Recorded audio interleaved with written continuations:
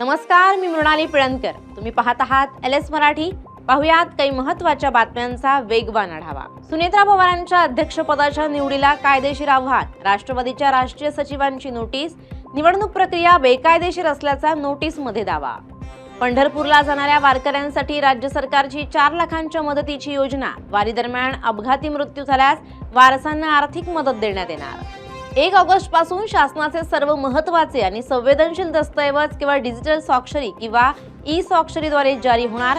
बनावटपणा, छेडछाड किंवा पडताळणीचा प्रश्न निर्माण होऊ नये म्हणून राज्य सरकारचा मोठा निर्णय. राज्यातील 581 एसटी डेपोंपैकी 225 एसटी डेपोंच्या पुनर्विकासाचा निर्णय. PPP मॉडेलवर पहिल्या टप्प्यात काम. मुख्यमंत्री फडणवीसांच्या बैठकीत निर्देश. मुंबई रेल्वे प्रकल्पाला नववळण. मध्य रेल्वेच्या 5वी 6वी मार्गिकेत मोठा बदल. भायखळा स्थानक भूमिगत होण्याची शक्यता. प्रशांत महासागरातील एल निनोचा वाढता प्रभाव. मान्सून आणखी आठवडाभर निष्क्रिय. 20 जुलैपर्यंत मान्सून कोरडाच. देशातील सर्वसामान्यांच्या खिशाला पुन्हा एकदा कात्री लागण्याची शक्यता.